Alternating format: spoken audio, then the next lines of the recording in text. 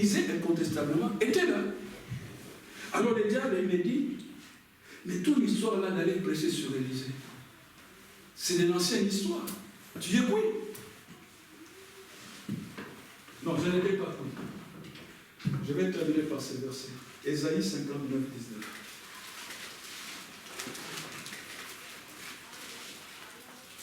Mes frères, je terminerai par là. Excusez-moi, je vous ai pris beaucoup de temps. Je terminerai par là. Je sais que lundi, c'est la rentrée. Il faut que je laisse aux autres le temps de préparer les rentrées. Lisons-les tous ensemble. 59, 19. Vous y êtes? Oui. Allons-y. Lisons le nom du Seigneur Jésus-Christ. On créera le nom de l'Éternel depuis l'Occident et sa gloire depuis le soleil levant. Quand l'ennemi viendra comme un fleuve, l'Esprit de l'Éternel le mettra en fuite. Est-ce que vous croyez à cela? Amen. À chaque fois que Satan viendra nous attaquer, si nous sommes en Christ, si nous sommes réellement en Christ, le Saint-Esprit nous viendra en aide.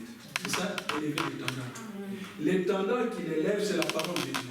C'est-à-dire, le Saint-Esprit va dire, riposte avec telle parole. C'est ça, élever l'étendard. Bon, maintenant, si vous n'êtes pas en communion avec le Saint-Esprit, vous êtes oui. Parce que vous n'aurez aucun secours. Et quand le Saint-Esprit est venu, il m'a donné les passages. Voici les passages qu'il m'avait donnés. Acte 3, 22. Je l'ai noté à part pour les lire rapidement. Moïse a dit, le Seigneur votre Dieu vous suscitera d'entre vos frères un prophète comme moi. Vous avez suivi? Oui. Suscitera qui? Un prophète. Comme qui? Comme Moïse. Écoutez la suite. Vous l'écouterez dans tout ce qu'il vous dira. Il s'agit de Jésus-Christ. La deuxième citation que le Saint-Esprit m'avait donnée comme étendard, il dit, Luc 24, 19. Quoi leur dit-il? Et il lui répondit, ce qui est arrivé au sujet de Jésus de Nazareth, qui était un prophète puissant en œuvre et en parole devant Dieu et devant tout le peuple. Il était qui? Un prophète puissant. Si Dieu le veut, dans mes sujets prochains, je vous parlerai, ici il y a plus grand que Branham. Les prophètes puissants en œuvre, en parole, c'est Jésus-Christ. Certes, Élisée est mort. Frère Branham est dans la tombe. Et le diable me l'a rappelé. Mais Jésus-Christ est là. Jésus, c'est Emmanuel. C'est-à-dire le Dieu vivant parmi nous. Voilà le prophète qui est ici. Ce n'est pas frère Jean-Claude, ce n'est pas frère Kanda, ce n'est pas frère Frédéric, ce n'est pas frère qui est là. Mais c'est Jésus-Christ. Est-ce que vous avez compris? Amen. Si celui dit Amen, Amen. Que Dieu vous bénisse. Amen. Le Saint-Esprit m'a donné encore une écriture, Colossiens 2,9, qui est dit, car en lui habite corporellement toute la plénitude de la divinité. En Jésus-Christ. C'est lui le prophète. Élisée est dans la tombe. Frère Branham dans la tombe. Maintenant, je vous ai donné les Écritures. Ça signifie que Jésus, c'est le grand prophète de ces temps. Il y a Koufagaté. À tout moment, vous pouvez le consulter. Son téléphone est ouvert 24 heures sur 24. Et il ne se plaint pas. Ah, mais pourquoi vous m'appelez? Vous me dérangez, je vais dormir comme moi. Je vais en train de reposer. Non! Il ne sommeille ni n'est. Acclamons pour le Seigneur. C'est celui que vous êtes venu adorer ici. Le prophète, le véritable, les dieux vivants. Quand frère Jean prêche, frère Jean-Claude prêche, nous nous efforçons seulement à élever Jésus-Christ. C'est tout ce que nous faisons dans nos prédications. Certains nous traitent de branhamistes. Vous qui m'écoutez, je n'ai jamais adoré Branham. Je ne peux jamais adorer Branham. C'est un homme. Mais Jésus, c'est mon Seigneur. Amen. Branham n'est jamais mort pour moi à la croix. C'est Jésus qui est mort pour moi à la croix. Et quand Branham était vivant, il m'a montré, il faut adorer Jésus-Christ. Il a enseigné une prédication intitulée « Les seuls lieux d'adoration ». Quel est ce lieu-là? C'est en Jésus-Christ. Alors Élisée a donné la prophétie. Arrivé là, le Saint-Esprit m'a dit, rappelez à vos sœurs qu'elles ne cherchent pas l'esprit de la prophétie. Mais l'esprit de la prophétie, or dans la Bible, on nous parle de prophétesse. Anne était une prophétesse. Nous avons vu dans le livre des Actes, je crois 20 ou 18, il y avait un homme qui avait 3 filles vierges. Qui faisait quoi? Qui prophétisait. Je termine par ceci. Paul avait dit, aspirez au don de prophétie. Mes soeurs, vous devez aspirer à cela. Vous devez aspirer à cela. Les frères, vous devez aspirer à cela. Est-ce que je dis la vérité? Que Dieu vous bénisse. Je vais arrêter là. Je vous ai pris beaucoup de temps. Je sens que je dois arrêter là.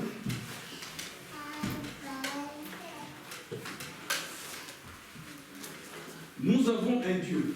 Si les dieux, malgré que Joram ne l'adorait pas, mais Dieu a permis qu'Élisée donne ainsi dit l'Éternel, parce que Josaphat le lui avait demandé. Le même Dieu peut nous accorder cette faveur. Est-ce que vous le croyez? Il avait dit demander et vous recevez. Dieu a donné la solution parce que Élisée a prophétisé en disant de fosses, un autre terme, creuser des fosses dans le désert. Le fosse, c'est des petits puits, creuser. Maintenant, si Élisée, l'esprit d'Élisée était ici, il vous dira, nous, assemblée de l'hôpital, creuser des fosses. Vous allez dire, mais on va les creuser. Il veut dire ceci. Lisez votre livre. Encore et encore et encore et encore, Dieu vous donnera le Saint-Esprit. Dieu va ouvrir vos yeux. Dieu va commencer à vous parler. C'est de ça qu'il s'agit. Et Jésus a dit, de fleuves d'eau couleront de votre bouche. Est-ce que je dis la vérité? C'est de ça qu'il s'agit. Creusez, creusez, creusez. Ne vous fatiguez pas. Jour et nuit, priez, lisez votre Bible. Ne priez pas si vous n'avez pas lu votre Bible. Votre prière ne sera pas efficace. Combinez la lecture de la Bible, c'est-à-dire la méditation, avec la prière. Pourquoi? Chaque fois que vous lirez la Bible, les textes que nous venons de lire, ça signifie que c'est Dieu qui vous parle directement. Après que Dieu vous aura parlé, alors vous pouvez lui parler par la prière. Parce que souvent, quand vous priez, Dieu ne vous répond rien. C'est vous qui parlez. Et nous parlons beaucoup. Mais il attend à ce que tu commences d'abord par l'étudier. Les choses que tu as dit, tu dis merci Seigneur, je viens d'écouter les messages que tu me donnes. Alors en fonction de ces messages, formulez des prières. Dieu va vous écouter. Est-ce que vous comprenez? Amen. Que Dieu vous bénisse. Amen. Frère, tu peux nous donner un cantique pour nous détendre. Et puis je passerai les services à frère Jean-Marie.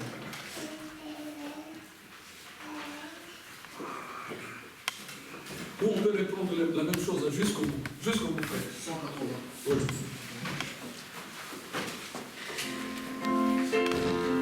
Frère Jean-Marie se prépare pour récupérer les services.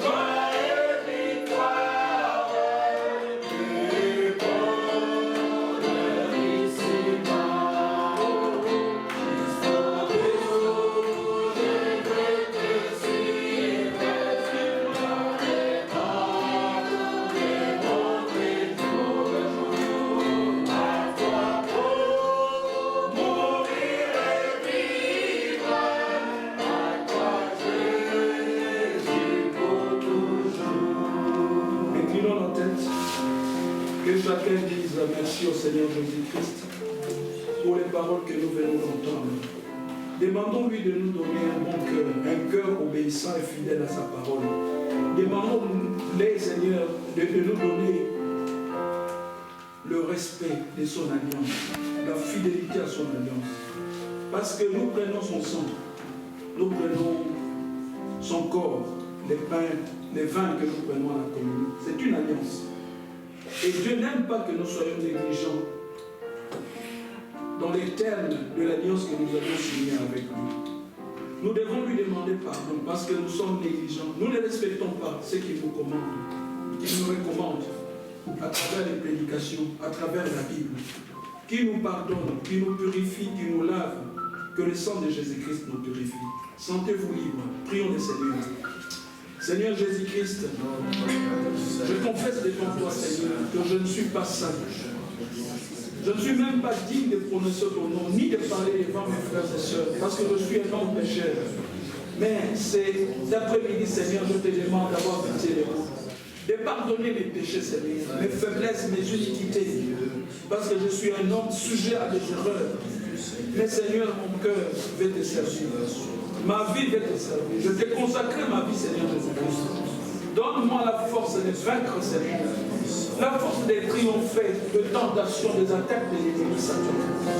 Parce que toi, mon Dieu, tu as vaincu Satan à la croix de Golgotha. Tu as vaincu les démons, tu as vaincu les tentations. Alors manifeste ta victoire. Je me confie en toi. Tu es ma force. Tu es ma joie. Tu es ma paix. Tu es mon bonheur. Tu es tout pour moi, Seigneur. Je prie aussi pour mes frères, mes soeurs, Seigneur. Il y a peut-être dans cette assemblée des gens qui sont tombés, qui sont affaiblis, qui se sont fatigués, Seigneur. Redonne-leur la force. Redonne-leur la puissance de la résurrection. Nous chassons au nom puissant de Jésus-Christ tout esprit qui n'est pas de Jésus-Christ. Tout esprit de péché, de découragement, de faiblesse, de trouble, Seigneur. Qu'il quitte ce lieu au nom puissant de Jésus-Christ. Je couvre mes frères et sœurs par ton sang.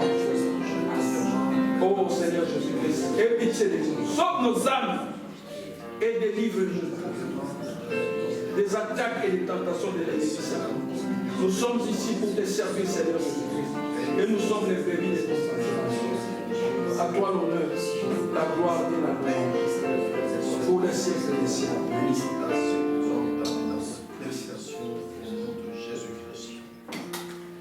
Je me sens conduit, je demanderai à Frère Kanda s'il peut s'approcher ici de la chair. Maintenant, vous avez supporté à écouter le Seigneur Jésus-Christ. Il avait dit demander et vous recevrez. Il avait dit si nos pères, qui sont les pères de chair, nous leur demandons du pain, alors il ne faut pas nous donner une pierre. Maintenant, nous avions confessé nos péchés, nous avions demandé pardon. Nous sommes libres maintenant de lui demander tout ce que nous voulons. Alors, je demanderai à Frère Kanda, si vous avez quelque chose, une requête, là où vous êtes, levez seulement votre main. Dieu le verra et il va vous l'accorder. Alors que Frère Kanda vient ici à la chair et je lui cède la chair, il va prier. Après, on rendra les services entre les mains des frères Jean-Marie. Levez la main si vous avez une requête comme moi. Et Frère Kanda priera pour nous tous, afin que Dieu nous accorde les désirs de nos cœurs, nos requêtes. Notre Père céleste, Dieu très saint, toi qui es au milieu de nous et qui nous aimes, ô Dieu tout-puissant, Dieu très saint, toutes ces mains qui sont levées, c'est pour témoigner qu'ils ont une requête à présenter devant toi. Toi le Tout-Puissant, le Dieu d'amour, le Dieu de grâce, qui connaît chacun de nous qui a levé la main, qui connaît la profondeur de son cœur et ce dont il a besoin ou elle a besoin, viens au milieu de nous et agis, Seigneur. Tu connais le cœur qui a reçu la parole qui a été plantée dans son cœur. Et maintenant, ô Dieu Tout-Puissant, ce même cœur qui reconnaît le Créateur, le Sauveur, le Dieu d'amour, il vient vers toi. N'est-ce pas toi qui as dit dans ta parole, venez à moi, vous tous qui êtes chargés, fatigués, je vous donnerai du repos. Amen. Ce que tu dis, tu le fais toujours, Seigneur. Aie pitié de toutes ces mains qui sont levées et accomplis ta parole. Ô Dieu Tout-Puissant, Dieu très saint, à qui d'autre irions-nous? Nous venons seulement à toi, de sorte que même si celui qui a levé la main a des péchés en lui, sur base du sang qui a coulé à la croix de Golgotha, qu'il soit pardonné d'abord, et ensuite tu lui donneras tout ce qu'il te demande. Amen. Fais-le uniquement pour la gloire et l'honneur de ton nom. Des témoignages qui suivront la suite de tous ceux qui ont levé la main seront visibles dans leur travail, dans leur maison, ici à l'Assemblée, et c'est ton nom qui sera loué et glorifié. C'est pourquoi je te remercie, Seigneur, d'avoir accordé à chacun de nous tout ce qu'il demande. Amen. Parce que cela a été demandé par la foi, et la foi est une ferme assurance des choses qu'on espère, une démonstration des choses qu'on ne voit pas. Alors, toi, le donateur de la foi, le donateur de tout don excellent, accomplis ta parole, Seigneur, car je te le demande avec foi, dans le nom glorieux et tout-puissant de Jésus-Christ. Amen. Amen.